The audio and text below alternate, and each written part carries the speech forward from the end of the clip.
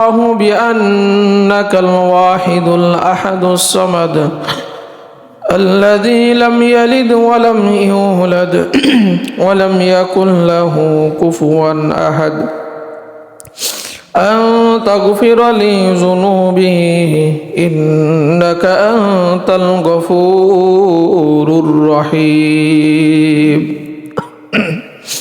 الحمد لله সমস্ত প্রশংসা আল্লাহ সুবহানাহু ওয়া তাআলার জন্য, যিনি আমাদেরকে রজব মাসের শেষ জুমায় 26তম দিবসে আল্লাহ রাব্বুল আলামিন গত জুমার ন্যায় আবার উপস্থিত করে দিলেন। আমরা সেই মহান রবের দরবারে উঁচু কণ্ঠে শুকরিয়া আদায় করি। আলহামদুলিল্লাহ। ربنا لك الحمد حمدا كثيرا طيبا مباركا فيه يا رب لك الحمد كما ينبغي لجلال وجهك ولعظيم سلطانك। সম্মানিত ভাইরা আমার, রজব মাসের আজকে হচ্ছে 26 তারিখ। রজবের সেই দোয়াটা আমরা পড়ে নিই। আল্লাহুম্মা বারিক লানা ফি রজব ওয়া শাবান ওয়া বাল্লিগনা ওয়া রমাদান। আল্লাহ রাব্বুল আলামিন রজব এবং শাবানের বরকত আমাদের দান করেন এবং আমাদের হায়াতটা আল্লাহ রাব্বুল আলামিন রমাদান পর্যন্ত পৌঁছিয়ে দেন। আমরা বিশ্বনবী মুহাম্মদুর রাসূলুল্লাহ সাল্লাল্লাহু আলাইহি সাল্লামের বিস্ময়কর ঘটনা, অলৌকিক ঘটনা মিরাজের আলোচনা, আমরা ভূমিকা গত জুমায় আমরা শুনছিলাম। তারপর থেকে আমরা আলোচনা করব। আজকে 26 তারিখ, আগামীকাল হচ্ছে সেই 27 তারিখ। তার মানে আজকে যে রাতটা আসতেছে, এই রাতে বর্ণিত অনুযায়ী আল্লাহ রাব্বুল আলামিন মুহাম্মদুর রাসূলুল্লাহ সাল্লাল্লাহু আলাইহি সাল্লামকে মিরাজে নিয়ে গেলেন।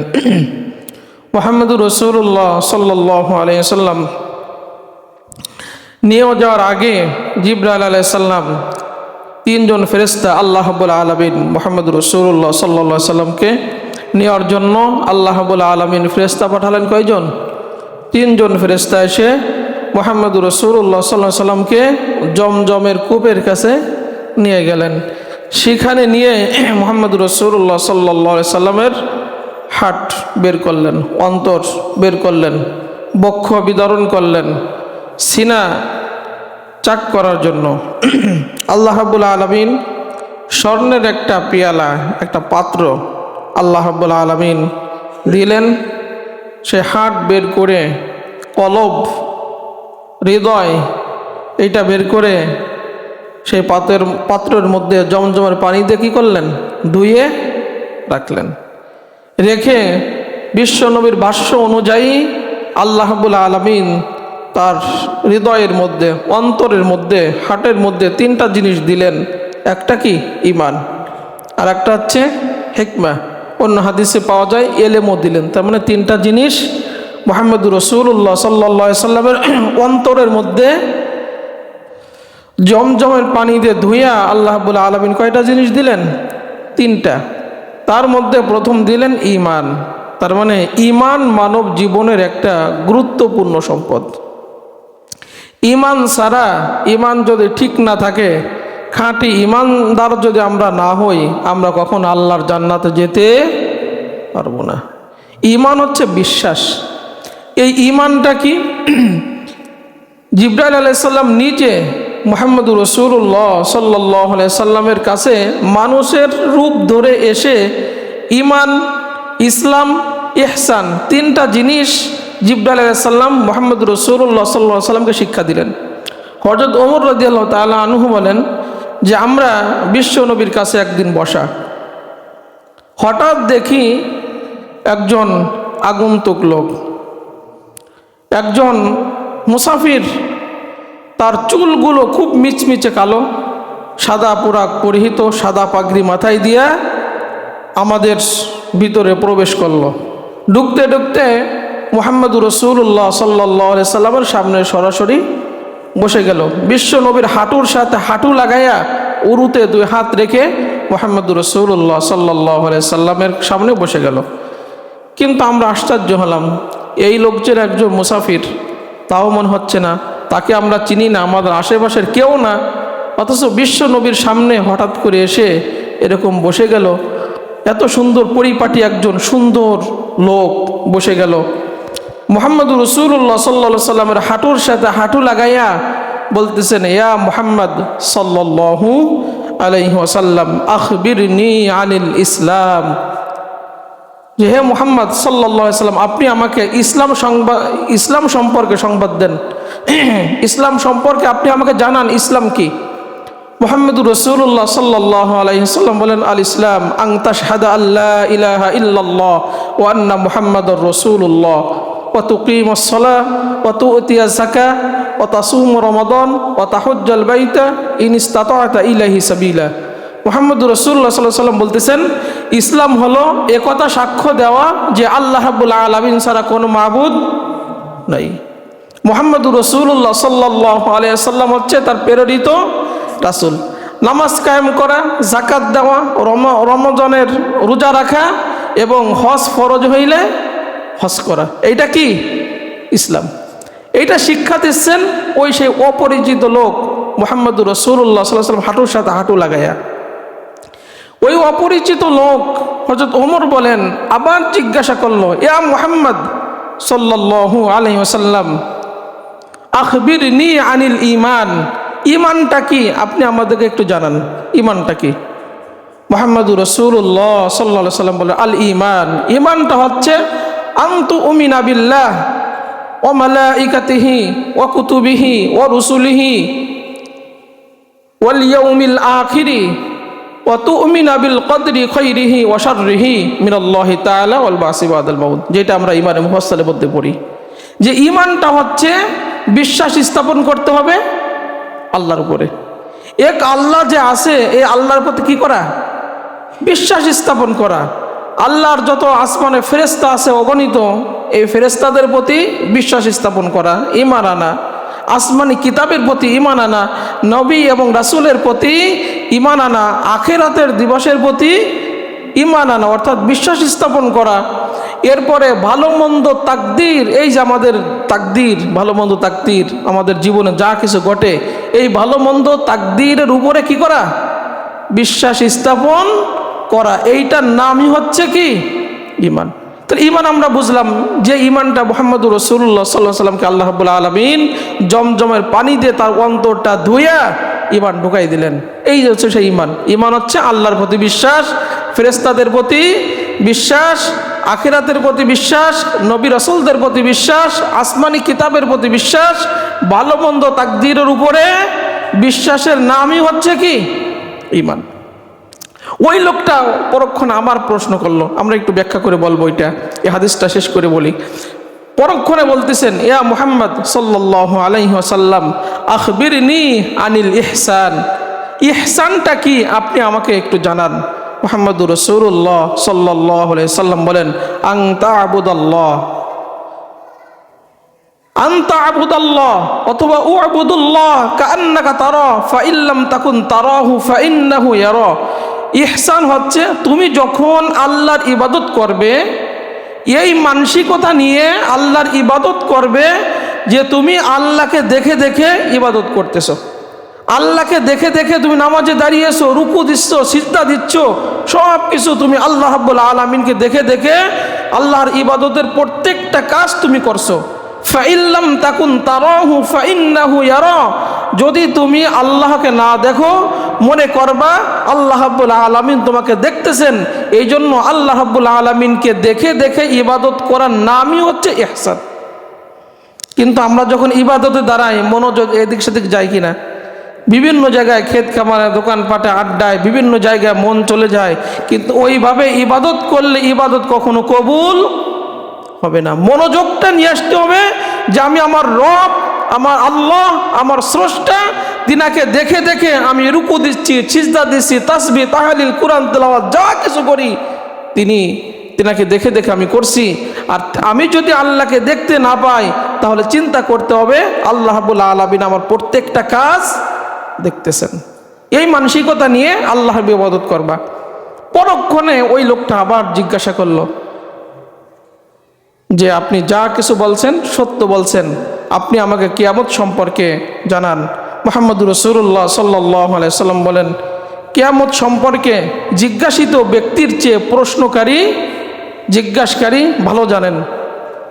সাহাবার আশ্চর্য হয়ে যাচ্ছে, অপরিচিত লোক মুহাম্মদুর রাসূলুল্লাহ সাল্লাল্লাহু আলাইহি সাল্লামের সাথে এরকম কথা বলতেছে। তখন অপরিচিত লোক বলতেছেন, আপনি কিছু কিয়ামতের আলামত বলেন। মুহাম্মদুর রাসূলুল্লাহ সাল্লাল্লাহু আলাইহি সাল্লাম কিয়ামতের আলামত বললেন দুইটা। একটা হচ্ছে যে দাসী তার মনিবকে প্রসব করবে, দাসী তার মনিবকে জন্ম দিবে একটা।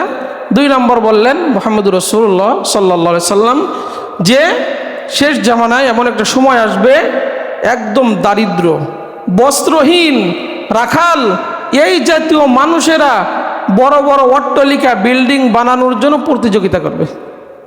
মানুষ ভালো করে খাইতে পারে না, ভালো পোশাক পরতে পারে না, খুব দারিদ্র অবস্থা, কিন্তু বিল্ডিং বানানোর জন্য প্রতিযোগিতা করবে।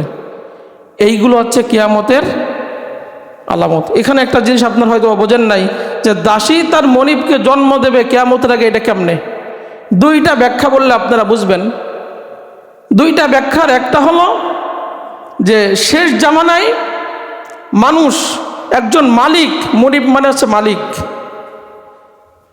একজন মালিক তার চাকর চাকরানির সাথে বা তার দাস দাসীর সাথে যেরকম আচরণ করে, শেষ জামানায় সন্তানেরা তার মায়ের সাথে ওরকম আচরণ করবে।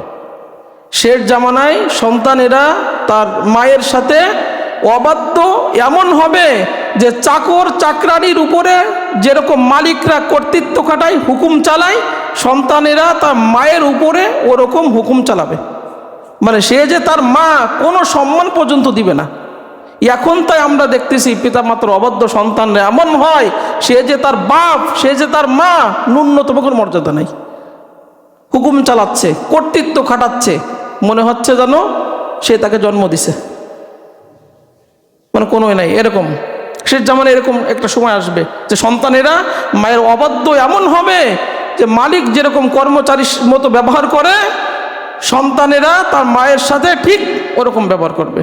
এটা হচ্ছে কিয়ামতের আলামত। এটা হচ্ছে মনিব, দাসী তার মনিবকে জন্ম দেওয়ার অর্থ। আরেকটা অর্থ হলো যে শেষ জামানায় অনেক যুদ্ধ বিগ্রহ হবে, রাজারা বা মনিবরা অনেক জনসংখ্যা বৃদ্ধির জন্য সেই জামানায় এরকম একটা শেষ জামানায় আসবে যে দাস দাসীর বিক্রি হবে। আগে যেরকম আরবে ছিল দাসী বিক্রি হবে, সেই যুগের রাজারা ওই দাসীকে ক্রয় করে তার সাথে কি করবে, সহবাস করে অনেক সন্তান জন্ম দিবে। ওই সন্তানেরা তো সব এই রাজার বা এই মনিবের সন্তান। এক পর্যায়ে দেখা যাবে রাজা যখন মারা গেছে, এই রাজার কাজগুলো ওই রাজার সন্তানেরা করবে, কিন্তু ওই যে মা জন্ম দিছে ওরা তো সেই দাস দাসীর মতোই থেকে যাবে। এই সন্তানেরা তাদেরকে ওরকম রাজা যেরকম ওই দাস দাসীর সাথে এরকম কর্তৃত্ব খাটাতো, চাকর চাকরানির মতো ব্যবহার করত, এই সন্তানেরা জন্মদাতা মা এইটা তখন বুঝবে না, এটা তখন তারা চিনবে না, এটা তাকে মূল্যায়নই করবে না যে আমার মা যে আমাকে জন্ম দিছে, এটা চিনবে না। তারা এই রাষ্ট্র পরিচালনার জন্য ওই মায়ের সাথে চাকর চাকরানির মতো ব্যবহার করবে। এইটা হচ্ছে মুহাম্মদুর রাসূলুল্লাহ সাল্লাল্লাহু আলাইহি সাল্লাম বলেন, এইটা হচ্ছে দাসী তার মনিবকে জন্ম দেওয়ার অর্থ। এরপরে মুহাম্মদুর রাসূলুল্লাহ সাল্লাল্লাহু আলাইহি সাল্লাম বলেন, লোকটা চলে গেল এইসব প্রশ্ন করে। নবীজি বলেন, ওমর তুমি কি জানো এতক্ষণ ধরে আমি কার সাথে কথা বলছিলাম? মুহাম্মদুর রাসূলুল্লাহ সাল্লাল্লাহু আলাইহি সাল্লাম সাহাবীদেরকে জিজ্ঞাসা করেন। হযরত ওমর বলেন, ইয়া রাসূলুল্লাহ আমরা তো জানি না, আমরা তো আশ্চর্য হচ্ছি প্রশ্ন শুনে। যিনি আমাকে এতক্ষণ ধরে ঈমান শিখালেন, ইসলাম শিখালেন, ইহসান শিখালেন, কিয়ামত সম্পর্কে আমাকে জানালেন, ইনি আর কেউ না, ইনি হচ্ছে হযরত জিবরাইল আলাইহিস সালাম। মানুষের ছদ্মবেশে এসে আমাদেরকে এই সমস্ত জিনিস শিক্ষা দিয়ে গেছেন। তা আমি যেটা বলবো, আল্লাহ রাব্বুল আলামিন যে ঈমানের কথা বলতেছিলাম, যে আল্লাহ রাব্বুল আলামিন এই ঈমান বিশ্বনবীকে মিরাজে নেওয়ার আগে জমজমের পানিতে অন্তরটা ধুইয়া প্রথমে দিলেন, তার মধ্যে কি ঈমান। ন্যূনতম একজন ঈমানদার, ন্যূনতম ঈমান যদি মানুষের মধ্যে থাকে, তার কত মূল্য আপনি যদি জানেন।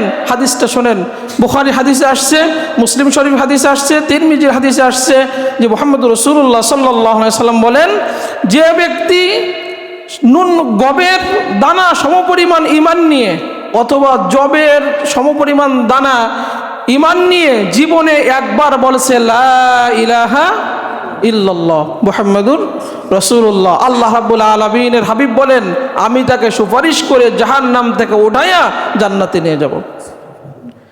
যার অন্তরের মধ্যে সরিষা দানা সমপরিমাণ ঈমান ছিল, ওই ঈমানের জোরে জীবনে একবার বলছে লা ইলাহা ইল্লাল্লাহ, ওই সরিষার দানা সমপরিমাণ ঈমান থাকার কারণে আমি আল্লাহ রাব্বুল আলামিনের পক্ষ থেকে সুপারিশ করে জাহান্নাম থেকে উঠাইয়া আমার উম্মাকে আমি জান্নাতে নিয়ে যাব।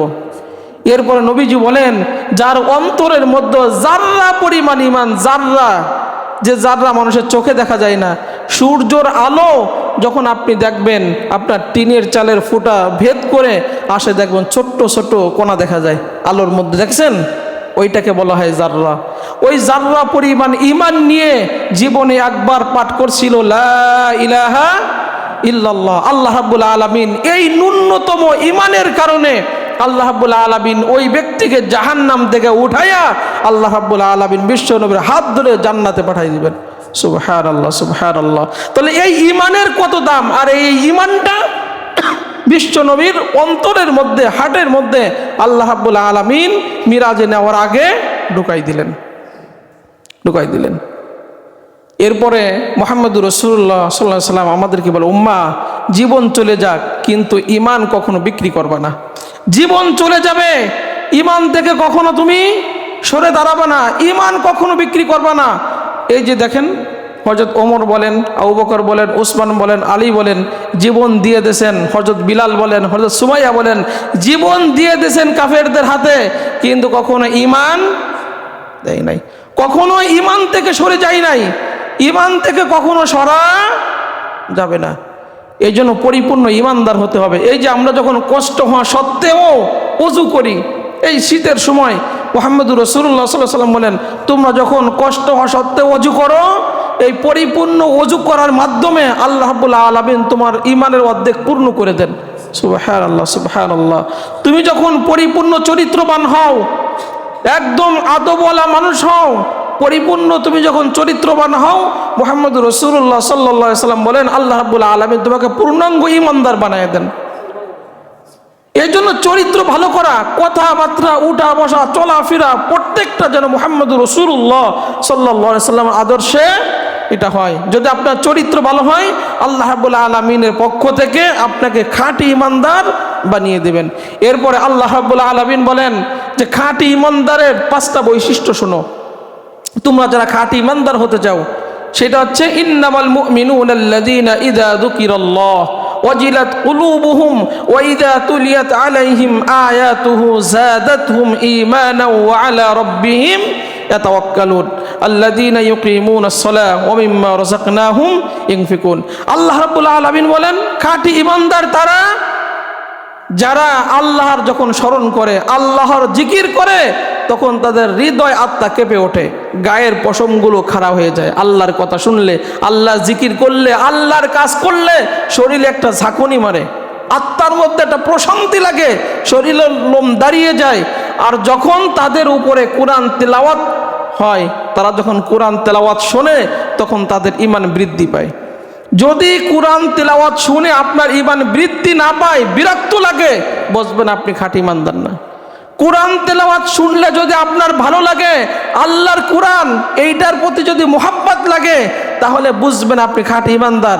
আর যদি আল্লাহর কোরআন তেলাওয়াত শুনলে যদি প্রশ্ন জাগে, হুজুর নামাজ তাড়াতাড়ি শেষ করে দেন, তাহলে বুঝবেন ঈমানের মধ্যে এখনো কি আছে। আপনি আরো বলবেন আল্লাহর কালাম নামাজে দাঁড়িয়ে শুনবো, একটু বেশি বেশি করে তেলাওয়াত করেন। আমরা তো এরকম পড়ার সুযোগ পাই না। তো আল্লাহ রাব্বুল আলামিন বলেন ঈমান বৃদ্ধি পাবে যদি তোমার কোরআন তেলাওয়াত তোমার উপর হয়। এরপরে আল্লাহ রাব্বুল আলামিন বলেন যে তারা সদা সর্বদা যে অবস্থায় থাকুক, সর্বদা আল্লাহর উপর ভরসা করে চলে। এটা হচ্ছে খাঁটি ঈমানদারের আলামত। আপনি যে অবস্থায় থাকেন সর্বদা ভরসা করবেন কার উপরে? আল্লাহ রাব্বুল আলামিনের উপরে যখন আপনি ভরসা করবেন, আল্লাহই আপনার জন্য তখন যথেষ্ট। জীবনে যত ঝড় আসুক, বিপদ আসুক, বালা মুসিবত আসুক, সর্বহারাতে আপনি ভরসা করবেন কার উপরে? আল্লাহর উপরে। যখন আপনি ভরসা করবেন, আল্লাহ রাব্বুল আলামিন আপনার জন্য যথেষ্ট। 4 নাম্বার গুণ হলো খাঁটি ইমানদারের, সে কখনো এক ওয়াক্ত নামাজ ছেড়ে দেবে না। আজকে যারা ইমানদার দাবি করেন যে আমি খাঁটি মুসলমান, আমি খাঁটি ইমানদার, আমি বিশ্ব নবীর উম্মত, যারা দাবি করেন, নবীজি বলেন, আল্লাহ রাব্বুল আলামিন নিজে বলেন, তার মধ্যে তাকায় দেখো 5 ওয়াক্ত নামাজের রুটিন আছে কিনা। যদি 5 ওয়াক্ত নামাজের রুটিন না থাকে, সে কখনো খাঁটি ইমানদার দাবি করতে পারবে না।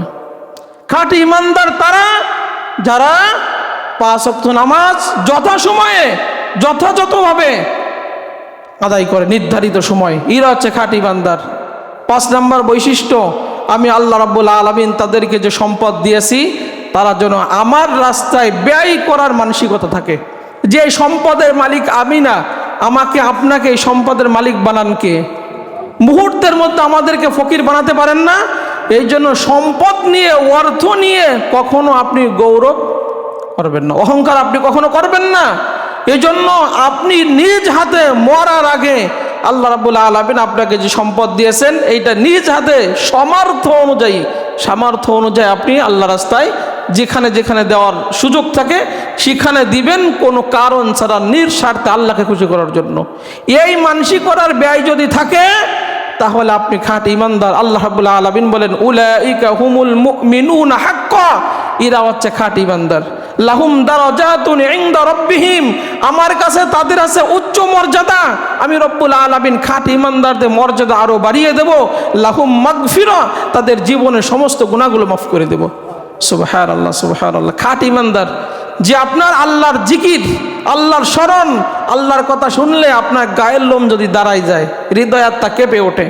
কুরআন তেলাওয়াত শুনলে ঈমান যদি বাড়ে, কাফেরদের মতো কোরআন তেলাওয়াত শুনলে ওটা বন্ধ করতে হবে, কোরআনের মজমাগুলো এগুলো বন্ধ করতে হবে। এটা কাফেরদের রীতিনীতি ছিল, কাফেরদের কাজ ছিল। কিন্তু ইমানদারের কাজ কি? যেখানে কোরআন তেলাওয়াত হবে, কোরআনের কাজ হবে, আমি সেখানে আরো কি বলবো? বেশি বেশি করে এগুলো হোক। এরপরে আল্লাহর উপর ভরসা করা, নিয়মিত নামাজ আদায় করা, আল্লাহ রাস্তায় ব্যয় করা, এই 5টা বৈশিষ্ট্য যদি থাকে, আল্লাহ রাব্বুল আলামিন বলেন তোমরা খাঁটি ইমানদার। তোমাদের মর্যাদা আমার কাছে আছে, তোমাদের মর্যাদা আমি দুনিয়াতে বাড়াবো, আখিরাতে বাড়াবো। আর আমার মর্যাদা আমি রব্বুল আলামিন যাদেরকে দিব, তাদের পূর্বের সমস্ত গুনাহগুলো মাফ করে দেব।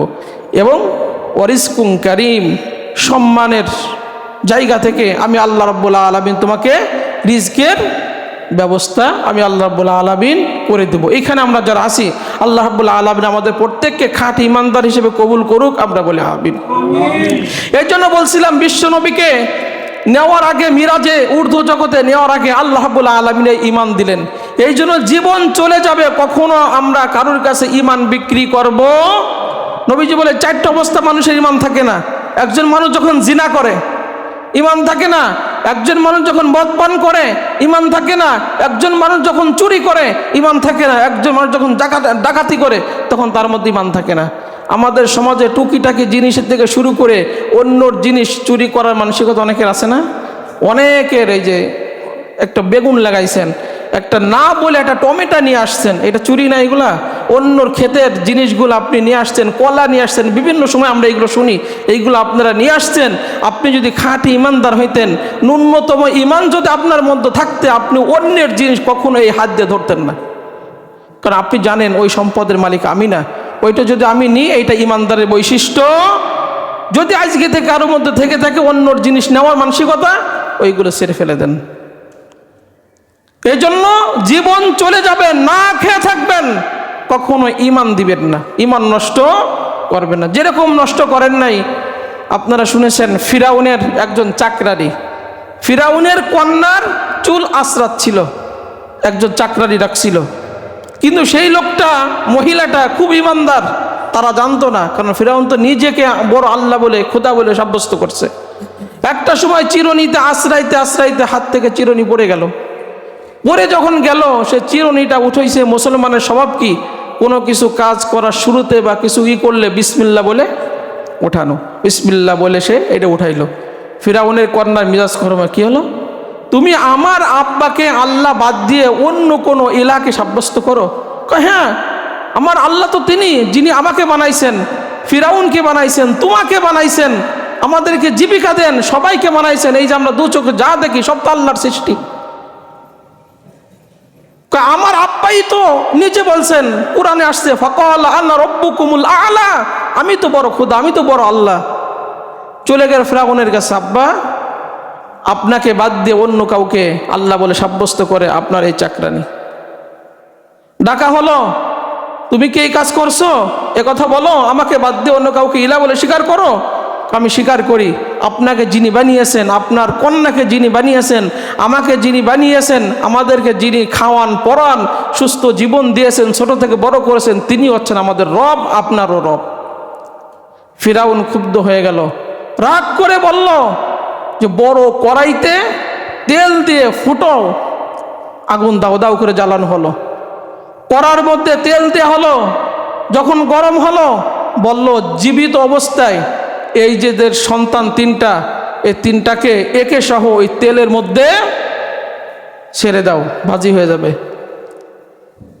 ঈমান দেওয়ার জন্য, কিন্তু দেখেন সেই পরিস্থিতিতে কি করছে তারা, ঈমান দেয় নাই, জীবন দিয়ে দিয়েছে, সন্তান দিয়ে দিয়েছে, কিন্তু তারা কখনো ঈমান দেয় নাই। তার ছোট্ট ছোট্ট শিশু বাচ্চাকে দুটোকে যখন কড়ার মধ্যে দেয়া হলো, চোখের সামনে বাজি হয়ে গেল। মহিলা ডাক দিয়ে বলতেছে যে আমাদের সবাইকে যখন তুমি মেরে ফেলবা, আমাদের হাড্ডিগুলো তুমি একটা জায়গায় রেখে দিবা। মুহাম্মদুর রাসূলুল্লাহ সাল্লাল্লাহু আলাইহি ওয়াসাল্লাম যখন এই যে মিরাজে যাচ্ছিলেন, দেখেন মিশরের দিক থেকে খুব একটা সুঘ্রাণ আসতে লাগলো। মুহাম্মদুর রাসূলুল্লাহ সাল্লাল্লাহু আলাইহি ওয়াসাল্লাম বলে, জিব্রাইল, এত জান্নাতি সুঘ্রাণ কোত্থেকে আসে? জিবরাইল আলাইহিস সালাম বললেন, মিশরের দিক থেকে এই জান্নাতি সুঘ্রাণ একটা কবর থেকে আসতেছে। ওই মহিলার ওসিয়াত অনুযায়ী যে আমাদের হাড্ডিগুলো তুমি এক জায়গায় কবর করবা, আমাদের সন্তান আর আমার হাড্ডিগুলা। তারা রাজি হয়ে গেল। পালা আসলো, ছোট্ট শিশু বাচ্চা মায়ের দুধ পান করতেছিল, সেই পালা আসলো। তখন সে মায়ের কোল থেকে যখন ছোট্ট বাচ্চাকে টেনে চুলার মধ্যে ছেড়ে দিবে, ওই ছোট্ট বাচ্চার জবান আল্লাহ রাব্বুল আলামিন খুলে দিল। বলতেছে ছোট্ট ওই দুধের বাচ্চা, 2 দিনের দুধের বাচ্চা অথবা 3 দিনের দুধের বাচ্চা বলতেছে, মা ভয় পেও না, চিন্তা করো না, সত্যের জন্য জীবন দেওয়া এটা বড় পুণ্যের কাজ। আল্লাহ রাব্বুল আলামিন ছোট্ট বাচ্চার জবান খুলে দিছে, সত্যের জন্য জীবন দেওয়া পুণ্যের কাজ, অতএব চিন্তা করো না, এই জীবন শেষ হয়ে যাবে, আমাদের ভাই বোন সহ আল্লাহ রাব্বুল আলামিন জান্নাতে দেখা করাই দেবে। সুবহানাল্লাহ। জীবন দিয়ে দিল। মহিলাকে ওই তেলের মধ্যে, গরম তেলের মধ্যে চুবাইয়া মারল। হাড্ডিগুলা তার ওসিয়া অনুযায়ী একটা জায়গায়, সন্তানের হাড্ডি আর মহিলার হাড্ডি এক জায়গা দিল। নবীজি বলেন, কিয়ামত পর্যন্ত ওই কবর থেকে আল্লাহ রাব্বুল আলামিন জান্নাতি সুঘ্রাণ দিয়ে দিবেন। নবীজি বলেন, 4টা বাচ্চা মায়ের দুধের কোলের, 4টা বাচ্চা, 3 দিনের শিশু, 4টা বাচ্চা এই পৃথিবীর বুকে কথা বলছে। তার মধ্যে প্রথম হচ্ছে এই বাচ্চাটা। 2 নাম্বার হচ্ছে ইউসুফ আলাইহিস সালামের যে বাচ্চাটা সাক্ষ্য দিল। ইউসুফ আলাইহিস সালামকে জুলেখা নিয়ে গেল না, রুমের মধ্যে নিয়ে গেল, 7টা দরজায় তালা লাগালো। ইউসুফ আলাইহিস সালাম এই কুকর্ম থেকে ভয় করলেন কাকে?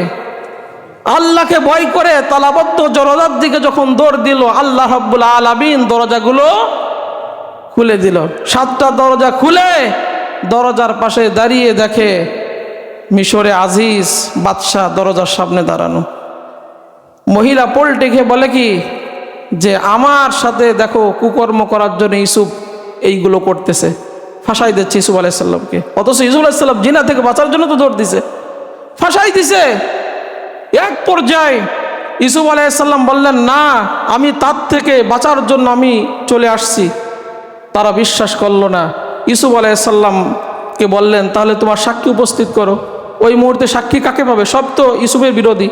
ইউসুফ আলাইহিস সালাম দেখলেন দরজার পাশেই ওই আজিজের একজন কর্মচারীর ছোট্ট বাচ্চা দুলনার মধ্যে দুলতেছে, বলতেছে এই দুলনার বাচ্চাই আমার সাক্ষী। আশ্চর্য হয়ে গেল, এই দুলনার বাচ্চা কেমনে কথা বলে? এই আমার সাক্ষী, এ আমার পবিত্রতার সাক্ষ্য দিবে। দুলনার বাচ্চাকে জিজ্ঞাসা করা হলো ছোট্ট কথা, দুলনার বাচ্চা কোন কথাটা বলল সূরা ইউসুফে, আল্লাহ রাব্বুল আলামিন সে কথা তুলে দিলেন।